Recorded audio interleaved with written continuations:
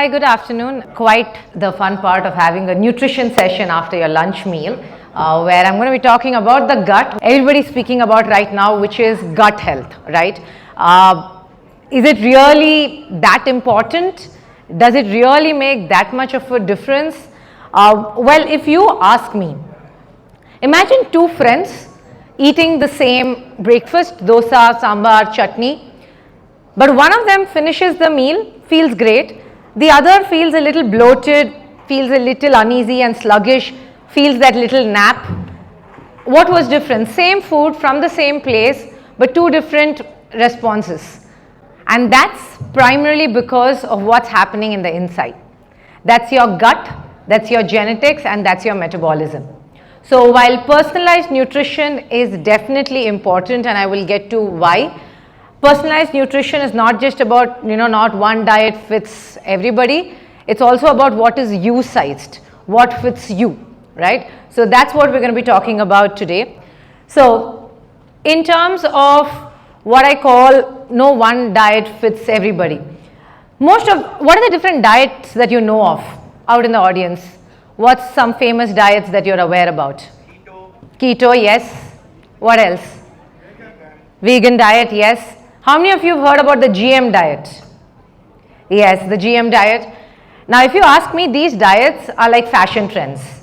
They look great on somebody, but if you try it, sometimes you feel really terrible and miserable with it, right? And that's not your fault, to be very honest. It's just your biology. It's just what your metabolism is. So, as a diabetes educator, I have people coming to me and saying that, okay, I've started eating a lot more ragi now, I've started eating a lot more millets now, which is, of course, our staple and is good.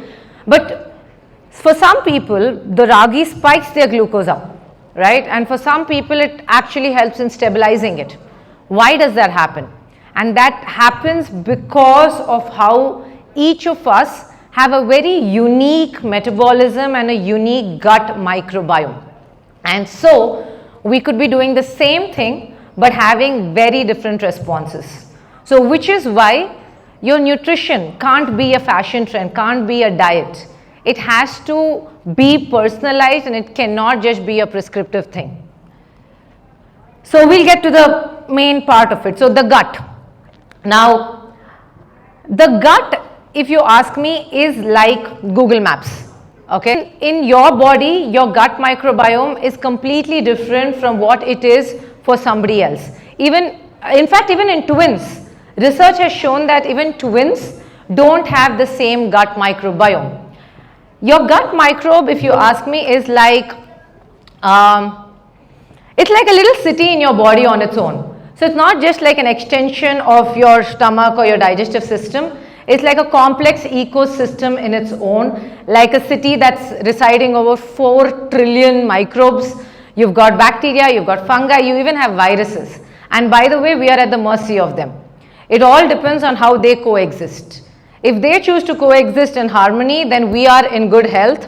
And so they in fact impact your immunity, they impact your mood, and I'm going to be talking a little bit more about it.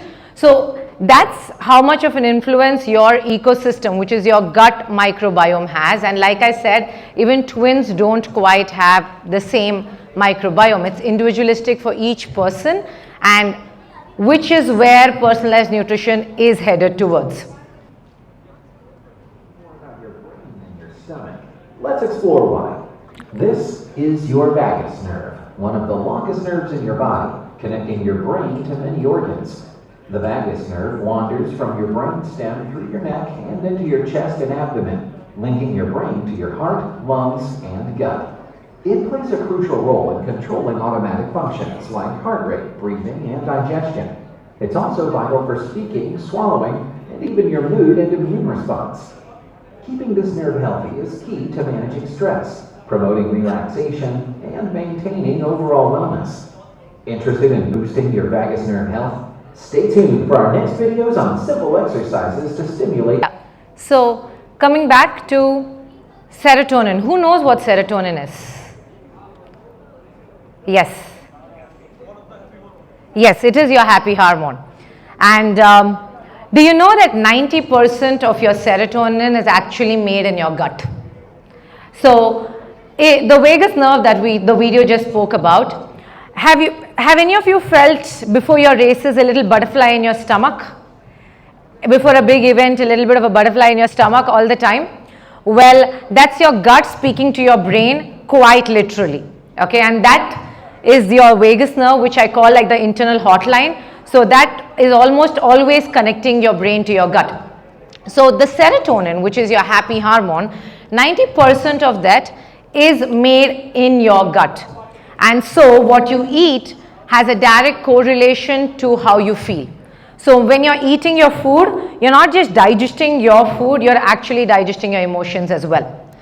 So beyond the gut and the brain axis, the gut is also in touch in like a little WhatsApp group with different axes, and that include your lungs, your skin, your liver, even your hormones, by the way, which I'll get to and with regards to your weights. So if the gut microbe is imbalanced, you can expect that that's possibly a reason for why you have that acne, and in severe cases even eczema. And that's your gut being in dysbiosis that's giving you the skin response of your acne and even eczema in certain cases. Liver health, if your gut and its byproducts are not produced properly, it can actually influence on how your liver functions. And at the same time, if you have liver diseases, it can absolutely impact the your gut and the inflammation in your gut. Research has even shown a direct correlation between your gut and asthma because of the microbes in your gut. And the last part, which is your gut and the hormone axis, is probably very, very, very responsible for whether you're losing weight on your weight loss journey. So because if your gut microbes are in good balance and good diversity, then they make sure that the GLP-1, which has become famous because of Ozempic and everything, the GLP-1 hormones are in good production. It takes care of your satiety hormone, it takes care of your hunger hormone. So if your gut diversity is good, you're definitely going to lose weight on any diet that you choose to take. So now moving on to gut and exercise, and which is I think going to be most relevant to all of you here, because all of you I'm sure are engaged in some form of exercise, be it aerobics and strength, to fuel in your runs. So the gut and the exercise has an absolute direct correlation in a good way and in a bad way, by the way. So I'll start with the good. Like I said, your happy hormones are produced in the gut, and when you exercise, it actually has a direct influence on your brain chemistry, with your gut being the line of communication. Aerobic exercises, which is your running, your cycling, swimming, brisk walking, they actually produce the healthy bacteria in your gut. And when this healthy bacteria is produced, it actually reduces inflammation, which is great, particularly given our regular eating and in general for health. And also it helps in producing and triggering more serotonin, which then dials up that hotline and regulates your mood. What research primarily says is even about 6 to 8 weeks of consistent exercise can get you to seeing significant improvements, like proper research data-wise improvements in your gut health and in your physical health. In fact, there was a proper 8-week study that was done in elderly women, right, where you're talking about a combination of, say, strength training and aerobic exercise that improved not just their physical function but also improved their gut microbiome. Now, when I am talking about strength workout, what you want to remember is very high intensity workout actually don't do good to your gut. So when there's very high intensity workout, the blood supply to your gut reduces, your stress hormones, which is the most now become famous stress hormone that you're aware of? Cortisol, yes. So your stress hormones, which is your cortisol, your adrenaline, all of these guys spike up and they go and literally tighten your gut, or they can affect the movement of your gut, and they can also impact, or they can even give you a very, very off reaction, which I'll talk about in IBS. But that's what high intensity exercises can do, and which is why it's very important to always do a balance of high intensity exercise with low to moderate intensity exercise to make sure that exercise actually helps in improving your mood. Now, the next after exercise, of course, anybody who gets on to exercise gets on to protein. and there's always a debate on which protein is the best for me. And being in the field for over 14 years, I can tell you, there's no one protein that's the best. The market is always going to tell you, this is the best protein, but which protein is the best really depends on you. Whey protein, by the way, is actually pretty beneficial for the gut. It helps in producing the good bacteria, which is your lactobacillus, your bifidobacterium. However, it can also, for some people, increase what is known as an insulin growth factor, which can give them a little bit of a bloating, which can give them acne. So while whey protein is actually beneficial, you also need to always monitor your stomach and your skin to figure out whether it's actually going to be good for you. So what are my alternatives in terms of the protein? So well, if not for the whey protein, then we've got, first I'll always start with food. Like Ryan spoke yesterday, is supplement or whole foods, right? So we always start with food. So if you're a vegetarian, you've got your legumes, which are, by the way, great because they're actually prebiotics. You've got your dairy, which as long as it works for you is actually one of the best sources for protein for you to get. And if you are vegan, then you do have tofu, and you've got soya as options. Sattu, which is your roasted chana, is actually a great digestive as well and a great source of vegan protein. For non-vegetarians, of course, you've got your eggs and egg whites. Whole eggs are no harm, by the way. And you've got your lean chicken and fish as well. Moving on to supplements, pea protein is something that works well for most people because it's quite hypoallergenic and easy to digest, but that's only if you're looking for an alternative to whey protein, right? And for others, there's also hemp protein, which is catching up, which is actually a more complete protein in comparison to pea as well. Good for omega-3, good for fiber. You've got, other than that, in terms of your protein, you've got, if you can't quite digest pea protein, you can't quite digest, say, hemp protein, do you want to guess what are your other options of protein powders that you can use? What's the other protein that you've heard of, if not for whey protein, pea protein, hemp protein? Anybody? Wild guess? Well, brown rice protein. Brown rice protein is also actually, for those who are not able to digest a lot of food, we start sometimes with something like a brown rice protein. The brown rice protein, however, is not a complete protein, so you've got to do a blend of it. And for those who can't even do that, we then go on to breaking that protein down to its amino acids. So glutamine is something that works well. It actually even works well in healing the gut, and you've also got collagen that works well. I know collagen gets all its fame from being, your beauty secret, and it works very well for anti-aging, but collagen actually also helps for the gut, particularly for those who have a very inflamed gut. Okay, next we go on to gut and immunity, and the reason why I put this after speaking about exercise, after speaking about protein, is because a lot of time, how many of you, when you started off with your training, started feeling like you're falling sick more often? Have any of you felt that? A lot of people who come into the clinic for a nutrition plan most often come after they've done a good bout of exercise, doing their own diet, and mainly because they start realizing that they're falling sick more often than they've ever done before. And the first thing that you do is you start going to the protein, but your gut actually has a very important role to do with your immunity. Almost 70% of your immune cells reside in your gut, and the gut microbe diversity plays a very important role on how your immune system and your immune pathways are ready. So of the many byproducts that the gut produces, the most important that you want to know of is something known as a short chain fatty acid. It plays a very important role in healing the gut lining and in also producing some of the important byproducts which are beneficial for us. Besides this, a lot of people today, especially post-COVID, have found that, if I fall sick, I'm never getting better very quick, right? So what happens? They are on cycles and cycles of antibiotics. Now what these antibiotics do, especially the broad spectrum antibiotics, they go and disrupt that balance in your gut. And even your narrow spectrum antibiotics do that, maybe to a smaller extent. Now, after your antibiotic course, Your actual recovery is in the 2 weeks after that. You've got to make sure, because while the antibiotic kills the bad, it also kills the good. So you have to make sure that the actual recovery is in what you eat in the 2 weeks after your antibiotic course.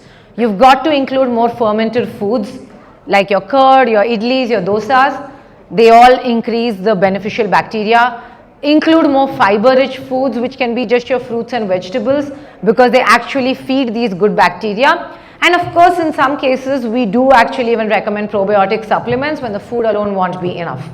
So antibiotics are very, very well known to bring about some kind of a little lowered response on your immunity, on your digestion, on your nutrient absorption. So it's not about going on one antibiotic to a stronger antibiotic. It's actually about, okay, if you have to take an antibiotic, what are you doing in the 2 weeks after? Because that's what actually builds up your immune cells for making sure you're fighting the next one better. Coming to gut and metabolism, which I said I will get to. So metabolism is not just calories in and calories out. That's actually the very, very bare minimum. It's a huge chemistry that happens inside your body, and that is regulated to a large extent by your gut.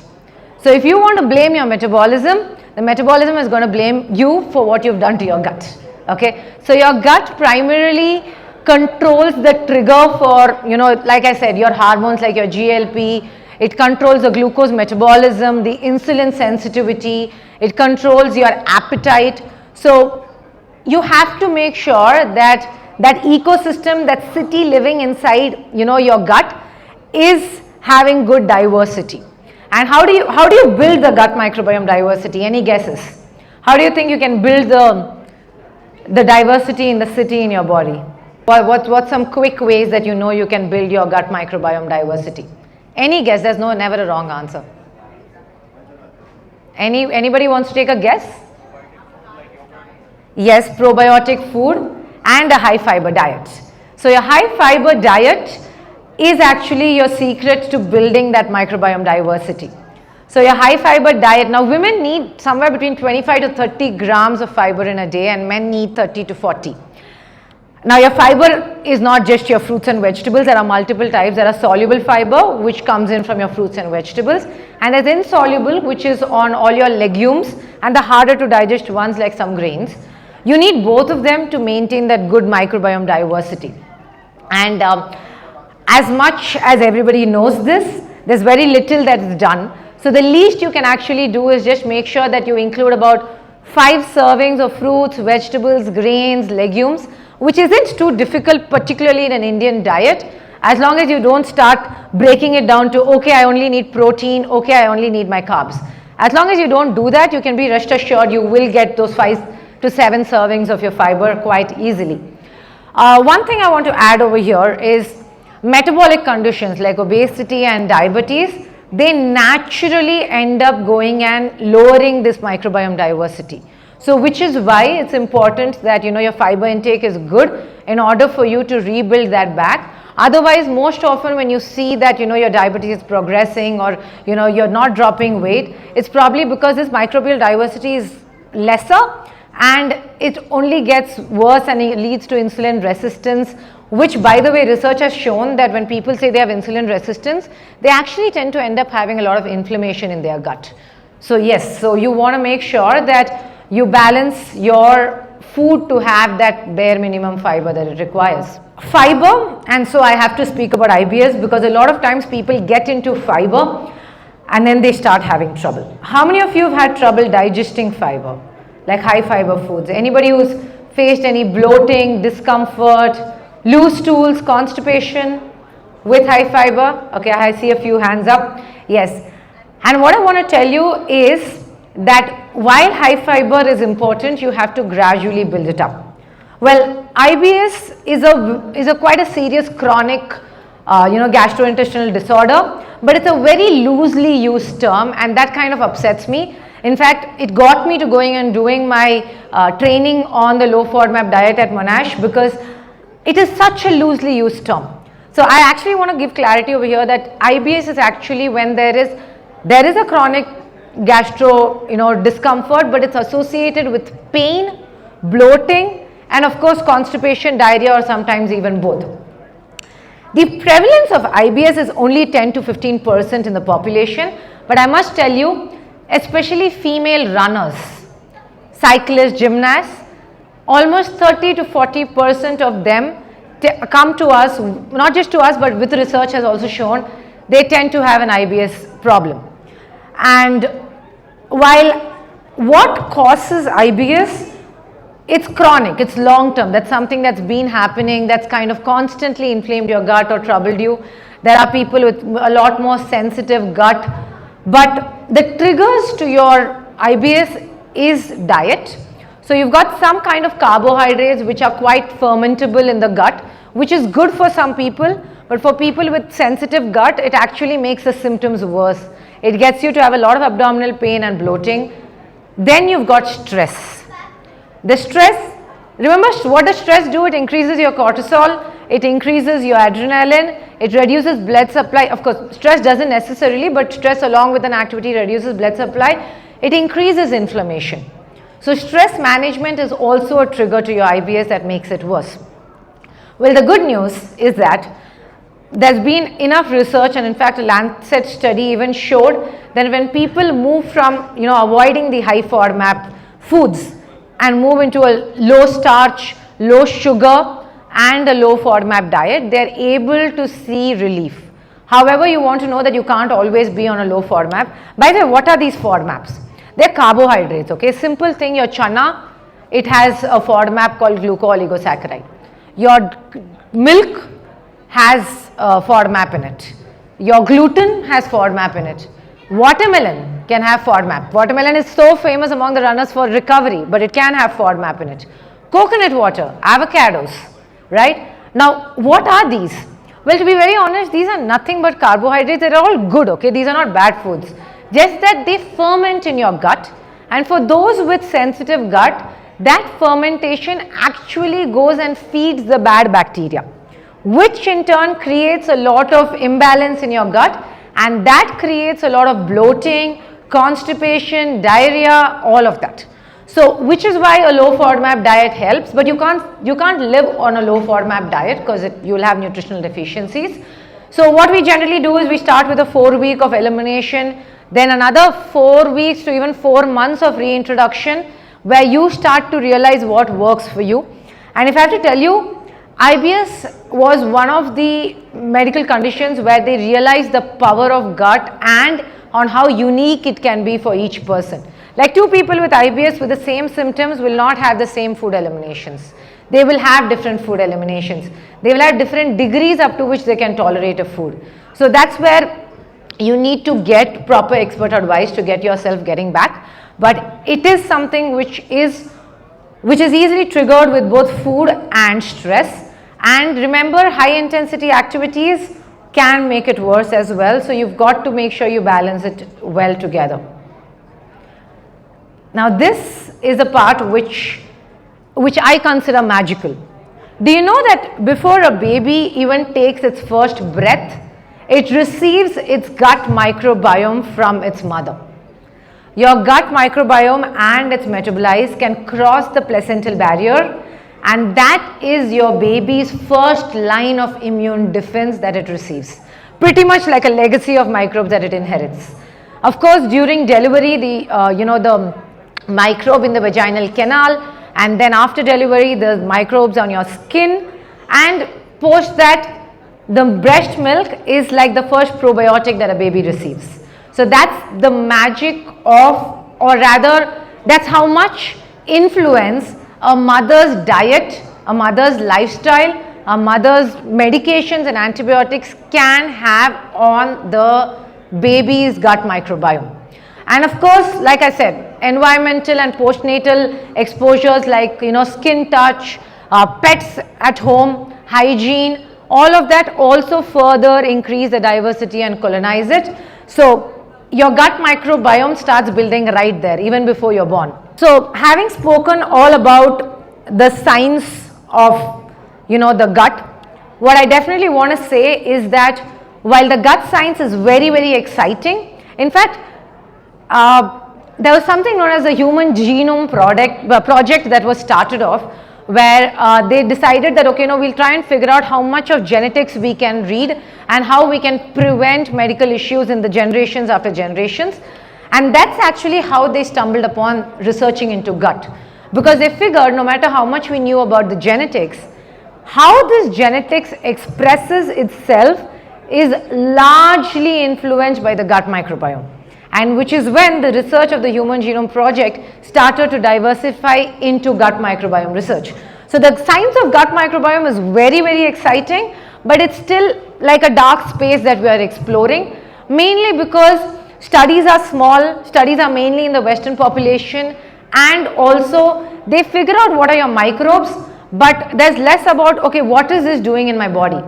In fact, you can have two people with the same microbial, similar diversity, but having completely different way in which it responds in them. So the challenge is that yes, personalized diet and the future definitely is going to be something that our body tells us because our gut already knows, but it requires, like before we consider the gut microbiome to be the miracle cure of figuring out everything that's going to work for us, you want to understand that we need larger studies, we need more global studies that's going to help us in decoding the language of these microbes. And so a lot of times, and I'm going to touch upon this because a lot of times people come and say, okay, there's this microbiome test, is it really helpful, is it really beneficial? Well, like I said, we know very little, we know just a fraction of what's happening in the gut at this point, okay? But the gut microbiome test at least gives us direction in what's going to be more personalized for you, what should be your personalized probiotic or prebiotic recommendation. It helps us in identifying if there's a dysbiosis in the gut, which can prevent future inflammation and actually improve your overall health. So while it is something which is at its nascent stage, it is quite beneficial, especially when we have people coming up with medical issues, who have digestive issues, who have immune concerns. It definitely gives you a lot more personalized direction towards the same. So what's the final verdict if I were to ask you? So after all of this science about the gut, I'm going to just ask you to have a very important takeaway, which is that listen to your gut, okay? It speaks to you in your mood, it speaks to you in your energy, it speaks to you in how you digest food, and it's not about what is not working, but it's all about the feedback that the body is giving. So the personalized nutrition in the future is not going to be about any diet which is a trend, but it's going to be about your individual biology, and that cannot be a fad. It is absolute precision health, and which is where we should be headed towards. So yes, the question you want to ask yourself when you're getting on any kind of diet or any food is whether are you listening to your gut. Thank you so much. I'll open to questions at this point. I have a question, Suhasini. Yes.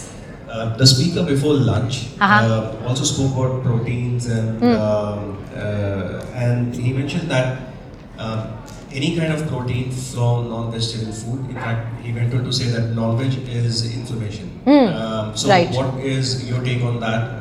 That is all non-vegetable food just inflammation for the body, or do you think differently? I would not put a blanket approach, because like I said, there's no one thing that works for everybody, right?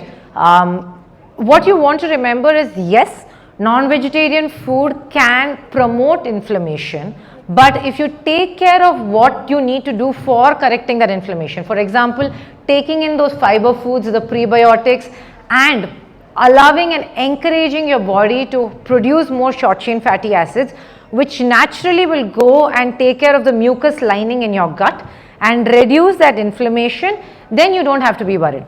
Now, the reason why it has become quite a blanket approach that way is because when people eat non-veg, they forget to eat vegetables. the balance on the vegetables is almost zero. In fact, I work a lot with kids and pediatric population, and one of the things that I always tell people is, if you want that chicken biryani, please eat that chicken biryani, but before you eat that, probably have some sauteed vegetables or put a lot of vegetables in your raita, right? So if you take care of the fiber, which is going to go and take care of that inflammation, I would be foolish to say that, you know, nothing's going to work, like it's going to be harmful for me. But yes, there is a lot of validity in the fact that if I do a very predominantly non-veg diet, then I am going to be increasing the inflammation, because there's no fiber to counter it. So it has to be that balance that you work on. Yep. In fact, that's where I don't know how many of you have seen, about 4-5 years ago there was this Netflix documentary called The Game Changers. So it spoke about how even Arnold Schwarzenegger moved on to a vegan diet, right? So it gained a lot of thing on the vegan routine. Now, why vegan or vegetarian works for a lot of people is because it promotes anti-inflammatory, and especially if people have a lot of inflammation in the body, it works that way. So in fact, when Ryan and I worked with Kohli and stuff, that was a thing where he realized that the inflammation was causing a lot of injuries, and when he came to us, he was already on a vegan schedule, and we kind of worked with him and Anushka on that front. So a lot of people are beginning to realize that you have to bring in that vegetarian aspect to your food. At the same time, I'm going to take this as somebody who also specialized in vegan and vegetarian nutrition. So I keep doing these mainly because, you know, everything has its own little controversy. A lot of vegan population come to us with severe gut issues. Now that's exactly opposite to what I just told you, because vegan food is supposed to help you. But that's where when you suddenly boost your fiber intake up, and your gut is not yet ready for that much of a load, and then you've got a sensitive gut, then you start having all of this bloating and distension and constipation. You've got to balance it all together. So which is why no one diet is going to work for everybody. Like I could do very well on a vegan diet because I feel great on it. Somebody else could actually struggle with a vegan diet because they realize that they're forever bloated on a vegan diet. So you've got to figure what works best for you. Yep. Thank you. So there are a few schools of thought that they say that we should not wash hands before eating. And then ancient schools of thought that human urine, if it's consumed, leads to a probiotic head. Sorry, I can't hear you. I'm sorry. So there is an ancient thing that if you consume your own urine, it helps to improve your gut health and create some positive bacteria inside. How far is helping? Well, I would say I would probably tweak my answer to tell you that it would benefit to actually eat with your hands, because this is what I tell myself. We live in a world of microbes. Okay, there's microbes on your skin, there's microbes in the air, there's microbes in your gut. We're pretty much the host for all these microbes in different places. So answering your question, washing your hand is coming more from a place of hygiene and making sure that you don't get the bad guys into your body, but using your hands to eat does actually help a lot of people with their microbial, gut and diversity per se. But it's just the thin line between washing your hand for hygiene purpose. Did I answer your question? Yes, great, thank you. Ma'am, I do also have a question. Yes. First thing in the morning we brush our teeth, and that is when we start to feed ourselves. Yes. But many say that without brushing, we tend to drink water because there are good bacterial organisms which will help us in digestion. Right. And how far is this? Is it a myth or is it a true fact that we should not brush and go ahead with eating? Well, I would say that really depends on each individual's hygiene levels. So brushing your teeth at night is very important, because because you've eaten through the day, brushing your teeth at night is very important to make sure that you don't let the bad bacteria have a party inside while you're sleeping. Now, if you brushed your teeth at night and you overall maintain, good oral hygiene, then it should be okay for you to wake up. In fact, traditionally you do coconut oil pulling before you brush your teeth, because that helps to further clear up any kind of bad bacteria that's there. It helps to improve your gut, gut strength. Inflammation is reduced, and then you can always drink that water. Not the coconut. You can always drink plain water and then brush your teeth. So it depends on your individual oral health. But thanks for pointing that out. Your oral microbiome actually is very, very important in also increasing inflammation. Because when you chew your food, remember digestion starts here. If you choose to eat really fast, you're only sending half-baked food to your stomach. You've got to chew your food because your microbes in your mouth play, and your salivary enzymes play the first role of forming that bolus, taking you back to 6th standard biology, and then that bolus gets into your stomach. So yes, maintaining good oral microbiome is important, and if you do then have that, you can drink a glass of water and then brush your teeth. That's okay. The concept of brushing your teeth is more to make sure that you don't allow something to brew and get worse. That's the main thing. So without brushing, eating is fine, because many have done it, they don't want to accept it. Well, I wouldn't push it that far, because I do believe that we could do better. All of us could do better with our oral health in general, and you don't want to start off with sending something bad first thing in the morning into your body. All right. Yes. Thank you. Thank you so much. That was lovely. May I request Mrs. Raj to please join us on stage and do a small token of appreciation for her. Ladies and gentlemen, please ಸ್ವಲ್ಪ ಜೋರಾದ ಚಪ್ಪಾಳೆ ತಟ್ಟೋಣ. Let's make a little louder, and all the information we have been looking forward to towards wellness, fitness and the gut. We're speaking about health is wealth.